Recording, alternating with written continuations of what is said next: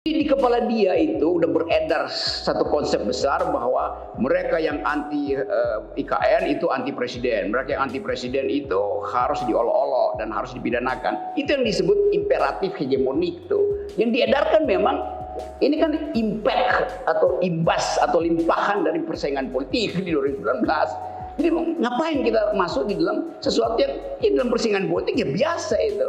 Setiap kelompok punya imperatif hegemoni di atasnya tuh, yang dimetaforkan dengan cebong dan kadrun itu. Kalau cebong dan kadrunnya sampai sekarang biasa-biasa aja kan.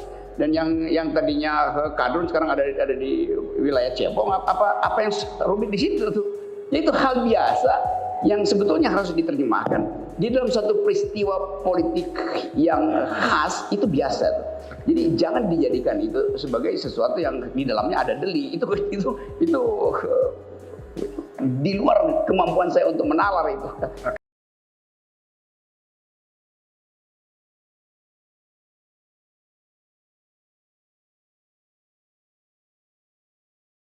Saya lanjutkan. Dalam suatu kasus, ada kasus, sekarang baru saya akan masuk ke dalam kasus ya. Jadi ada satu kasus di mana kasus itu ada seorang wartawan, ya dia menggunakan satu metafora untuk menggambarkan satu tempat yang jauh, di mana faktanya dia juga mendapatkan fakta dari sebuah riset beberapa LSM ternama, mengatakan bahwa jumlah daripada luas perpindahan IKN, luas IKN itu adalah 256.142 hektar. Nah, di mana dari luas itu memang sebagian besarnya adalah hutan, dan bahkan sebagian pejabat menyatakan akan dibangun forest city, yaitu adalah kota di dalam hutan. Itu ya, beberapa pejabat terkait menyampaikan demikian.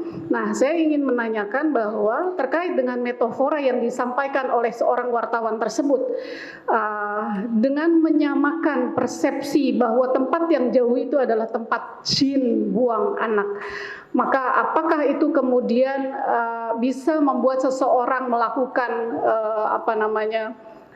laporan kepada kepolisian begitu? Ya sebetulnya dia buktikan aja secara terbalik, kok itu bukan tempat jin buang anak, tapi tempat bidadari turun. Kan enak kan? Ini kan cuma pertandingan metafor tuh. Dia bilang aja itu tempat bidadari turun. Selesai problem, tinggal kita tunggu yang ada di situ jin atau bidadari nantinya kan. Saya kasih ilustrasi dulu ya supaya ada konteksnya tuh. Hal yang sama pernah terjadi kira-kira tahun 70 di negara bagian Arizona itu, ya dekat-dekat situ. Pada waktu itu ada hutan yang mau digusur, Pak Hakim. Dan ilmu hukum itu belum paham tentang legal standing dari hutan itu. Waktu mau ditebang, seorang profesor hukum di Universitas Arizona, ya saya kira Arizona dia bilang hutan itu nggak boleh ditebang, bahkan sebatang pohon pun nggak boleh ditebang. Lalu semua orang ribut. Lalu dia bilang pohon itu akan berjalan ke depan hakim dan dia akan membela diri. Orang bingung lagi, bagaimana mungkin pohon datang before the law di depan hukum untuk membela dirinya? Lalu si Profesor Christopher Stone ini dia tulis paper kira-kira 7 halaman yang kemudian jadi bahan pelajaran filsafat hukum dan filsafat lingkungan di seluruh fakultas di dunia itu. Judulnya Should Trees Have Standing? Haruskah pohon punya legal standing untuk berdebat di pengadilan, membela dirinya di depan majelis hakim? Itu satu revolusi betul di dalam paradigma ilmu hukum yang dulu antroposentristis. Sekarang itu jadi biasa, pohon datang ke depan hakim untuk membela diri supaya tidak ditebang itu melalui legal standing pohon, yaitu pengampunya tuh, masyarakat adatnya tuh. Kan itu mestinya yang jadi pelajaran untuk membangun IKN tuh. Biarkan pohon itu membela dirinya tuh. Tapi pohon itu nggak diberi kesempatan oleh kekuasaan untuk membela diri karena ditebang duluan sebelum ada AMDAL. AMDAL itu yang disebut legal standing dari pohon. Jadi hak pohon untuk tetap hijau sekarang dilindungi di seluruh dunia tuh. Jadi poin saya adalah perkembangan ilmu hukum demikian modern sekarang sehingga satu waktu nanti Coba kita lihat evolusi ilmu hukum kan. Dulu yang punya hak untuk berdebat dan membela diri hanya subjek hukum itu, person in law. Dulu hanya laki-laki sempurna, dia mesti heteroseksual, berjenis kelamin laki-laki itu. Nah karena itu, walaupun Anda berjenis kelamin laki-laki, tapi kalau Anda tidak bisa buktikan bahwa Anda laki-laki, Anda tidak bisa diterima sebagai saksi. Dari situ kemudian muncul olo-olo nullum testis, unus testis, nullus testis. Satu biji peler, bukan biji peler itu. Karena laki-laki hanya disebut laki-laki kalau punya 2 biji sakar, 2 buah sakar itu. Jadi satu testi bukan testis. Karena itu testimoni artinya si orang ini mesti punya 2 testis supaya dibuktikan dia laki-laki. Kenapa begitu? Karena ada laki-laki yang tidak punya buah sakar karena dikebiri. Karena itu dia tidak boleh beri kesaksian. Itu dulu kira-kira 100 tahun setelah Aristotle. Kemudian berkembang bahwa siapapun boleh jadi saksi di pengadilan. Dulu perempuan nggak boleh masuk pengadilan karena dianggap perempuan tidak bisa berpikir abstrak. Karena itu perempuan hanya boleh tinggal di rumah. Di dalam rumahnya dia disiksa oleh si laki-laki. Timbul affirmative action sehingga ada istilah domestic violence. Dulu nggak dikenal apa tuh domestic violence. Masa dalam rumah tangga ada kekerasan. Padahal justru rumah tangga itu jadi killing field. Lebih banyak perempuan yang mati dalam rumahnya daripada yang mati lagi nyetir mobil. Padahal sering dikatakan perempuan nggak bisa nyetir. Jadi hukum berubah. Sekarang ada prinsip hak pohon untuk tidak ditebang, hak batu untuk tetap utuh, hak air untuk jernih, hak mawar untuk tetap wangi. Itu perkembangan evolusi dari teori hukum itu. Jadi itu intinya sebetulnya tuh. Sorry, saya kasih cue tadi apa tadi masalahnya tuh bahwa tadi yang secara konkret yang mau ditanyakan tadi. Tadi saya kasih background tadi itu soal.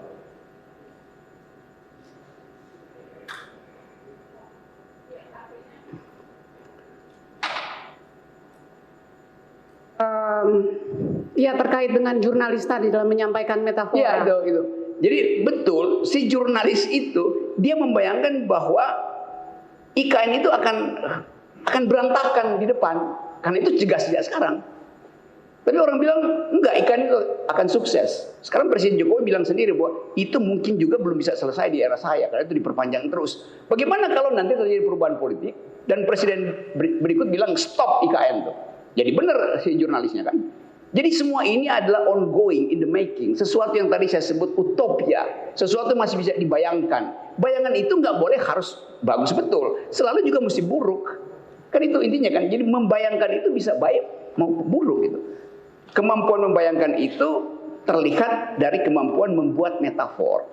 Saya misalnya bisa bilang itu akan jadi barang bekas itu. Dulu orang membayangkan misalnya, oke, seluruh peralatan militer Rusia itu disiapkan untuk menghajar Amerika Serikat. Akhirnya dia jadi barang bekas ketika Rusia runtuh tuh. Sama aja. Nah bayangkan misalnya kalau kita nggak mampu bikin prediksi secara hipotetis, lalu buat apa ada ilmu pengetahuan?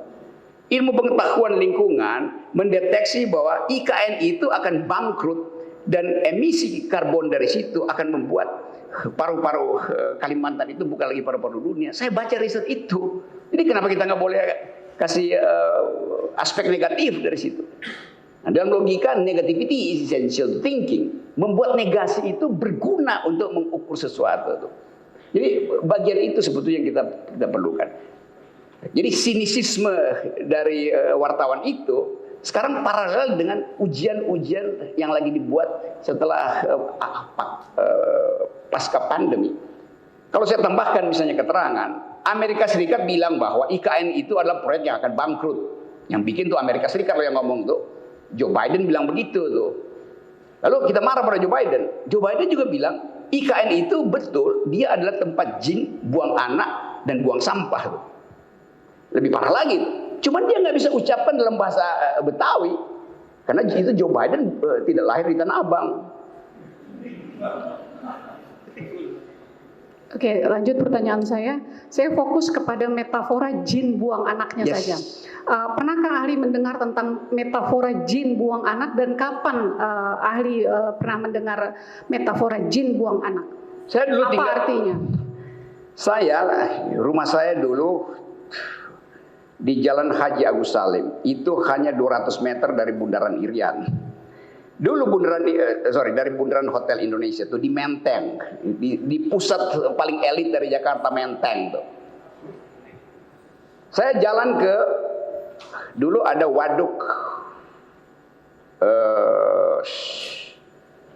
Waduk Melati yang sekarang jadi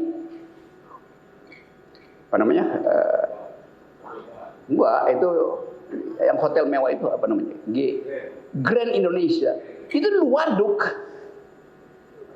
buatan, tempat sampah masuk di situ dan orang masih mancing di situ tuh.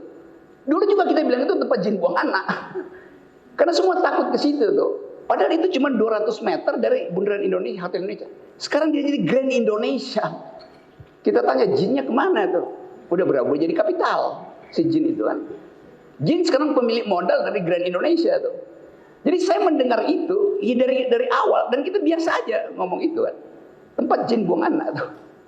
Padahal sekarang kok ya dulu itu memang walaupun dekat sekali itu ya karena itu wilayah yang masih ada kebun singkong di situ, segala macam, masih orang main layangan di situ. Itu sama aja masalahnya. Jadi bukan soal tempat, tapi soal kemampuan kita untuk membayangkan, oh itu kan buruk banget tempat itu. Ada orang yang sekarang bilang, nah kan yang lu bilang dulu tempat jin buang anak, sekarang jadi tempat bidadari turun. Tapi kita bisa bilang, oh itu tempat oligarki sekarang tuh Grand Indonesia. Sama aja, apa-apa. Just a kind of interpretation itu. Iya. Lanjutkan. Penggunaan metafora tadi kan juga Anda katakan adalah sebagai salah satu sarana untuk berpikir ya. Nah, ini juga kaitannya dengan kebebasan berekspresi, kebebasan berpendapat seseorang dalam berkomunikasi. Nah, kita akan masuk kepada bagaimana kaitannya dengan filsafat negara. Ya. Filosofinya kaitannya jelas. Iya, kita di dalam filsafat negara kita tahu ada kontrak sosial antara kekuasaan yang diserahkan dari rakyat kepada sejumlah penguasa. Nah, bagaimana kemudian padahal kita sudah menyetujui adanya satu sumber hukum sebagai payung hukum tertinggi, di mana disebutkan di dalam konstitusi kita telah mengamanatkan untuk setiap orang dari rakyatnya, setiap rakyat kita ini memiliki kebebasan untuk berpendapat, memiliki kebebasan untuk berbicara. Bagaimana menurut pendapat ahli? Apakah kemudian negara dalam hal ini seseorang tidak boleh bermetafora menyampaikan pendapatnya, begitu? Prinsipnya begini, bila perbedaan Anda halangi, maka kebebasan hilang. Kebebasan itu ada di dalam perbedaan tuh. Jadi kalau hak saya untuk mengucapkan sesuatu dihalangi, maka hak Anda untuk bertengkar dengan saya juga hilang itu. Artinya Anda jadi benda, saya jadi benda. Dua manusia disebut manusia kalau dia saling berargumentasi itu. Itu intinya itu. Jadi jelas. Oke, yang berikut tadi saya koreksi sedikit ya, agak keliru mengatakan bahwa rakyat telah memberikan kekuasaan pada wakil-wakilnya. Nggak pernah rakyat memberikan kekuasaan pada wakil-wakilnya. Yang salah kaprah di Indonesia dianggap DPR itu adalah lembaga yang menerima kedaulatan rakyat. Kan sering DPR bilang kami pemilik kedaulatan rakyat karena kami dipilih oleh rakyat. Yang kita serahkan pada DPR adalah hak politik kita, hak mendapatkan keadilan, hak mendapatkan kemampuan. Tapi kedaulatan saya nggak pernah saya serahkan. Kedaulatan itu nggak boleh diserahkan. Begitu diserahkan saya bukan lagi warga negara karena udah habis tuh.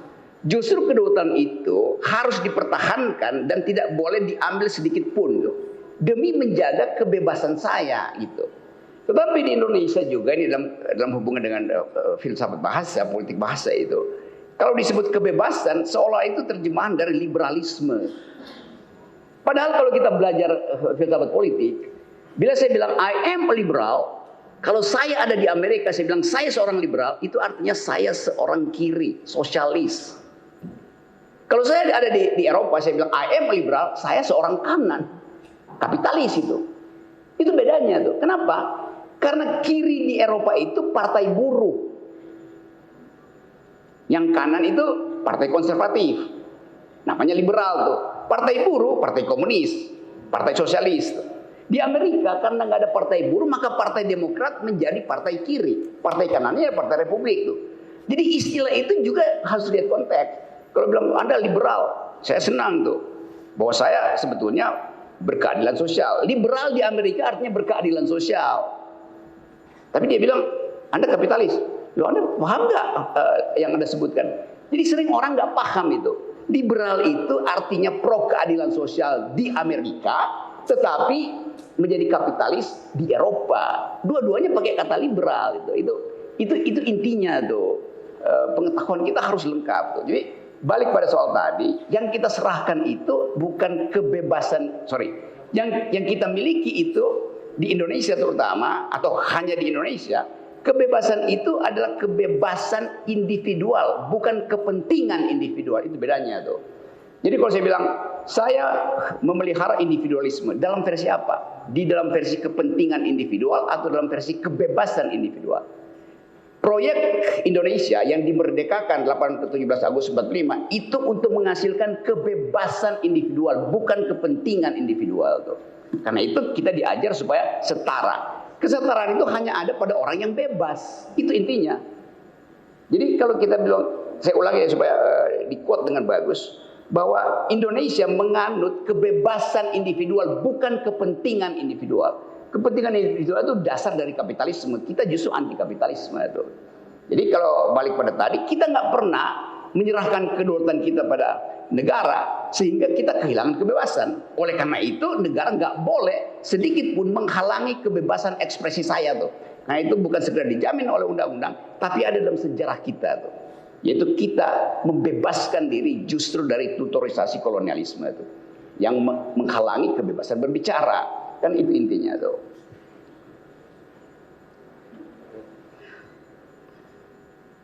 Masuk kepada undang-undang pers. Okay. Saya sekarang akan masuk ke dalam undang-undang pers. Bahwa di situ ada dalam undang-undang pers, wartawan diberikan kebebasan untuk memberikan informasi kepada masyarakat dalam rangka untuk mencerdaskan kehidupan bangsa. Nah, dalam hal ini bagaimana? Apakah pers juga kemudian dapat dihalang-halangi oleh pemerintah atau dalam hal ini oleh negara? Padahal tadi Anda katakan, ahli katakan bahwa Indonesia menganut yang namanya kebebasan individual. Yes. Negara menguasai kita melalui pajak gitu. Relasi saya dengan negara cuma soal pajak. Karena saya bayar pajak, saya berhak menuntut public policy yang sound, yang bermutu dari negara. Karena saya bayar pajak. Tuntutan saya itu gak mungkin saya ucapkan berlembar-lembar tiap hari. Tuntutan saya itu dibaca oleh jurnalis. Maka artikulasi kepentingan dan kebebasan saya untuk menuntut public policy yang bagus diucapkan oleh jurnalis. Itu yang disebut the very function of the press, yaitu fungsi sebagai watchdog pada kekuasaan itu. Jadi dari awal fungsi pers adalah me-watch kekuasaan. Yang terjadi sekarang pers jadi humas kekuasaan. Itu ngaco namanya atau dungu seperti istilah saya tuh. Jadi pers itu adalah fourth estate. Pilar keempat dari demokrasi adalah pers. Tempat masyarakat sipil menitipkan suaranya supaya dibunyikan lebih nyaring tuh. Jadi tugas pers memang adalah menggonggong. Nah, gonggongan itu kadangkala diucapkan melalui metafor dan lu orang tersinggung. Lu memang tugas pers itu menggonggong. Ya. Dan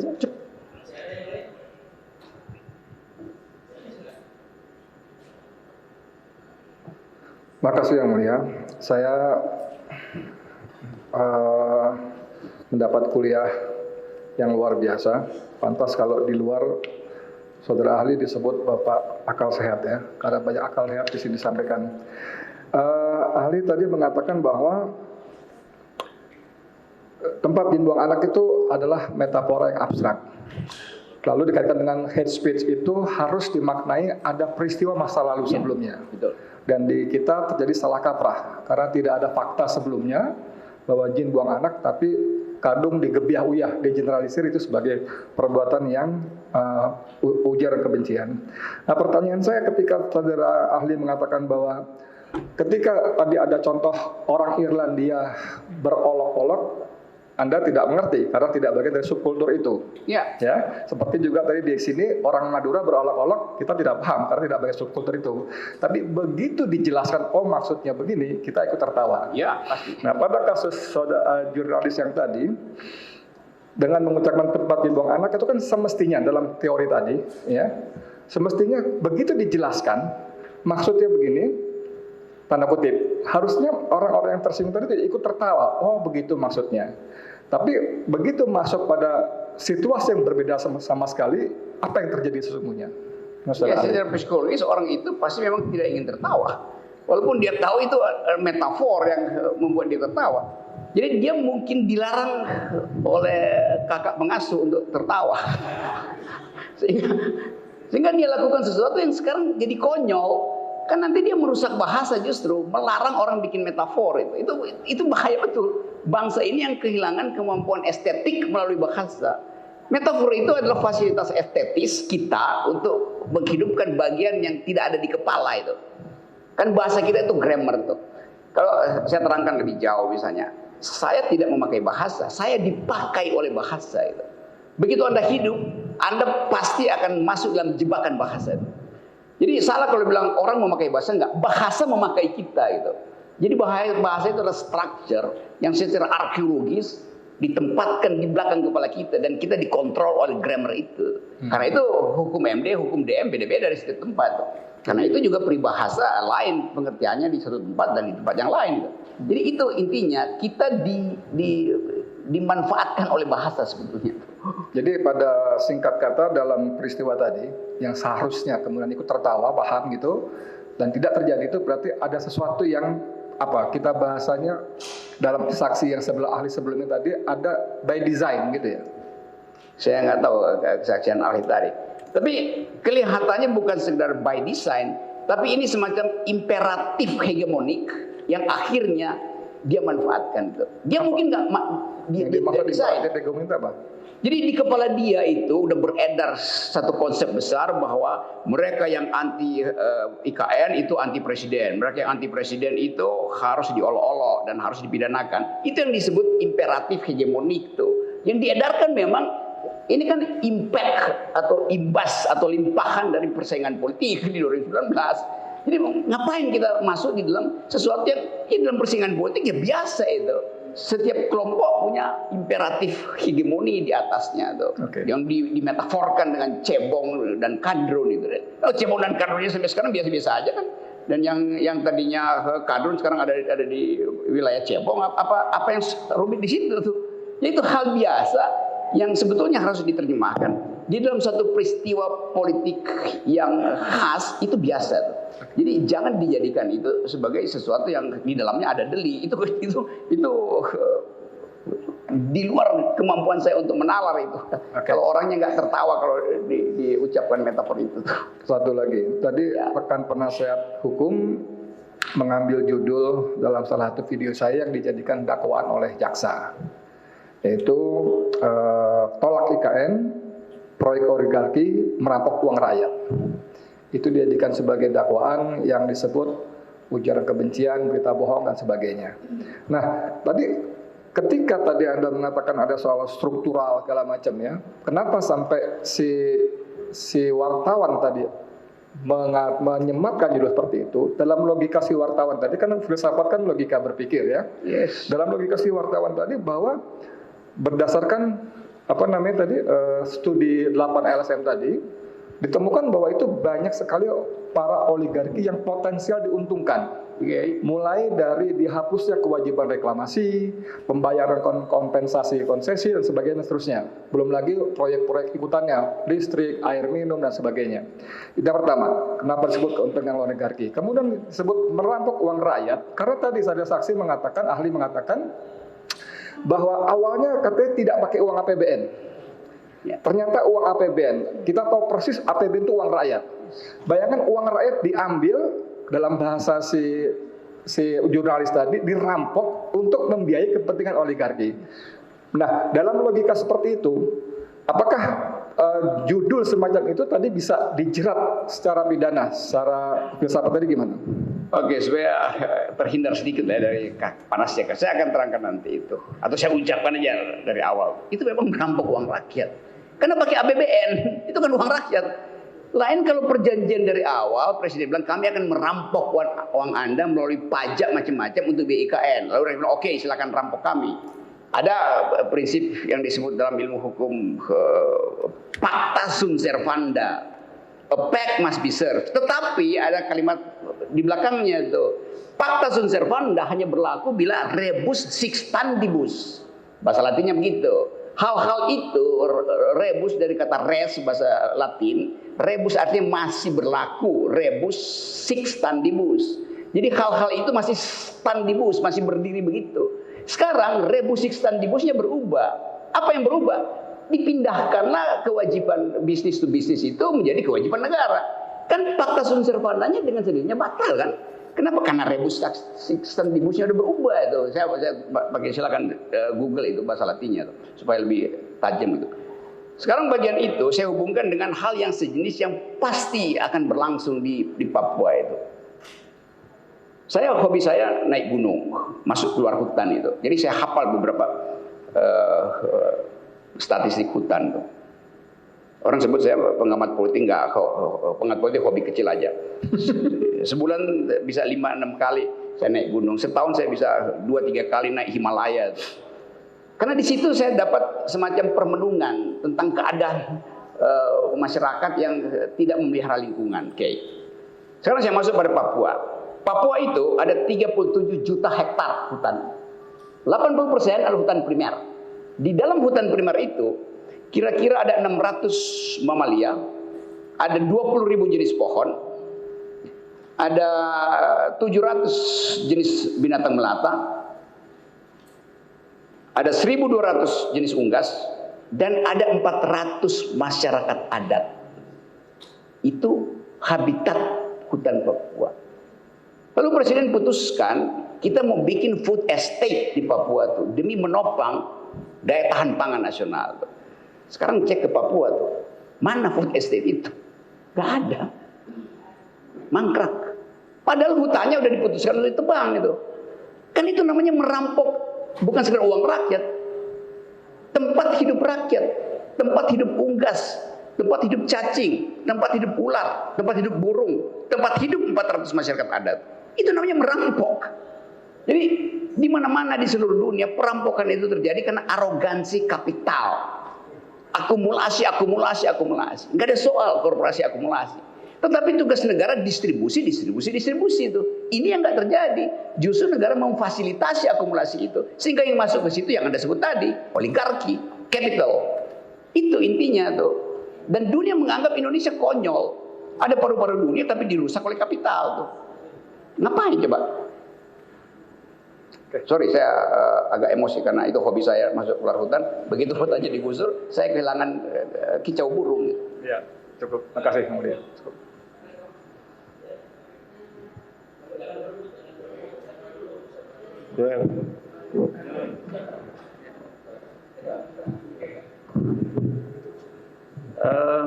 Izin baca itu.